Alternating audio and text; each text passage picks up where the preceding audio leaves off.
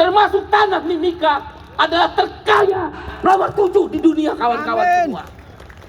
Bahkan ekonomi yang tumbuh di dunia ini, kita nomor 3 di tahun ini, setelah India, Filipina, nomor 3 Indonesia.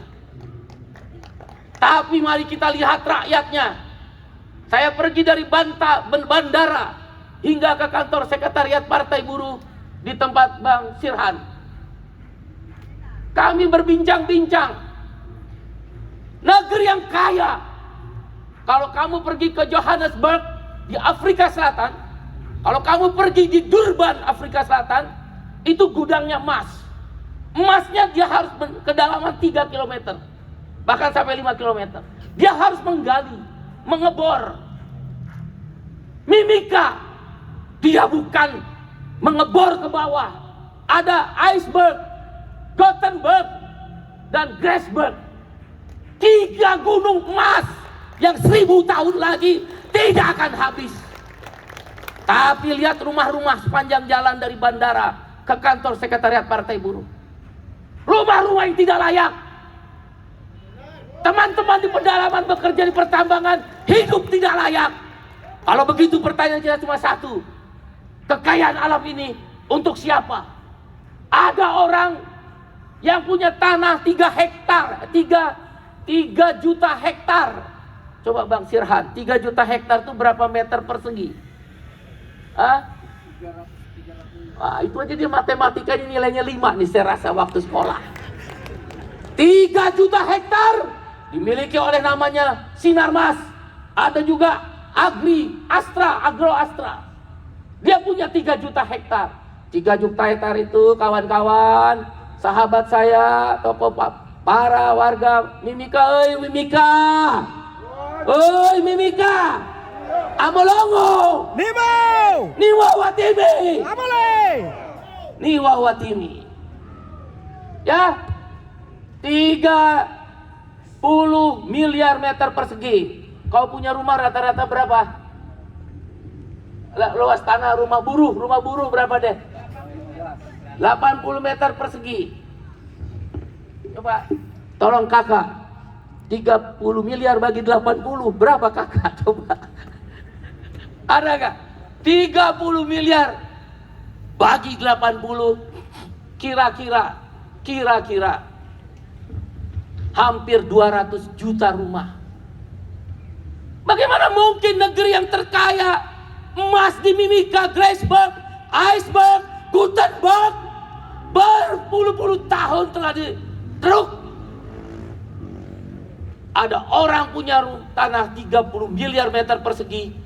Kalau rata-rata rakyat Mimika, buruh-buruh Mimika, kelas pekerja Mimika, orang-orang yang bekerja di sektor-sektor informal, mama-mama yang berdagang di pasar-pasar tradisional, tanahnya cuma 80 meter persegi.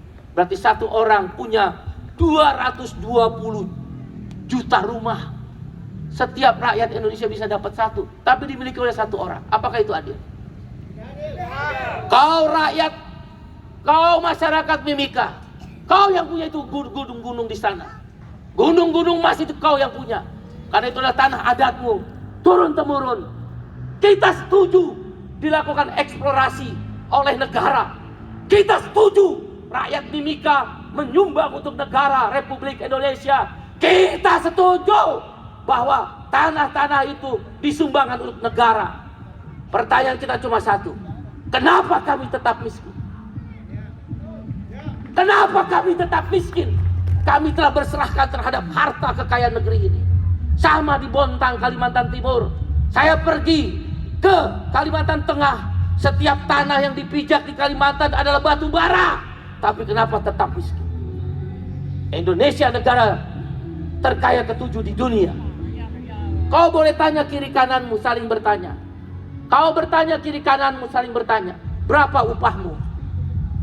Di Freeport mungkin karena Omnibus Law tidak ada kenaikan upah 3 tahun berturut-turut. Negara macam apa? Bukan kita benci pada negara, justru kita cinta pada negara. Yang kita ingin katakan keadilan. Kau boleh kaya, tapi jangan miskinkan kami kaum buruh dan rakyat jelata. Itu prinsip welfare state, negara sejahtera. Saya udah keliling dunia, jadi pembicara. Lula da Silva, Presiden Brazil, kebetulan teman saya. Sekarang Presiden Brazil.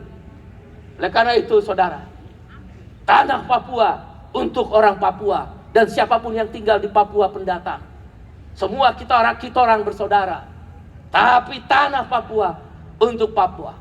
Adam Smith, bapak ekonomi klasik. Adam Smith mengatakan, the land of wealth. The land of wealth. Kedaulatan adalah tentang tanah. Kalau tanah yang dikuasai oleh rakyat, tanah yang dimiliki oleh rakyat, tapi rakyat, orang-orang kecil, kelas pekerja tidak mempunyai tanah, berarti tidak ada kedaulatan. Kita sungguh cinta pada negara kesatuan Republik Indonesia. Yang kita tidak cinta, kau serakah, kami tetap miskin. Berjuanglah saudara, karena saya nggak boleh pidato panjang-panjang, nanti saya ditegur dan diingatkan. Dan karena itu saya mau tanya sama rakyat Mimika yang hadir hari ini dan sampaikan pada teman-temanmu, saudara-saudaramu. Saya mau tanya, siap berjuang? Siap! Siap berjuang? Siap! Siap berjuang? Siap! Hei kau, siap berjuang? Siap! Mari kita berjuang. Rebut kembali tanah Papua untuk orang Papua atas kedaulatan tanah dan negara kesatuan Republik Indonesia. Upah yang layak, tolak outsourcing. Bagaimana mungkin perusahaan-perusahaan raksasa multinasional company dia menggunakan outsourcing? Saya ILO governing body. Outsourcing itu disebut modern slavery. Kau tahu arti slavery? Budak. Slavery itu bahasa Indonesianya budak. Outsourcing oleh gerakan buruh di dunia, di ILO governing body workers group, kami menyebutnya slavery, budak. Budak atas nama kemanusiaan. Apapun agamamu, Yesus mengajarkan tentang kasih sayang dan teori pembebasan. Rasulullah Muhammad SAW mengajarkan tentang teori persamaan. Apapun agama kita mengajarkan tidak ada manusia berkuasa atas manusia lainnya. Hanya Tuhan, Dia yang maha kuasa terhadap diri kita manusia. Karena itu kita lawan outsourcing. Kita hentikan outsourcing. Saya tidak berpidato mengungkapkan tentang perjuangan kelas pekerja, working class. Selamat berjuang saudara. Terima kasih. Amolongo. Nama Watimi. Nimau Watimi. Terima kasih. Shalom. Wassalamualaikum warahmatullahi wabarakatuh.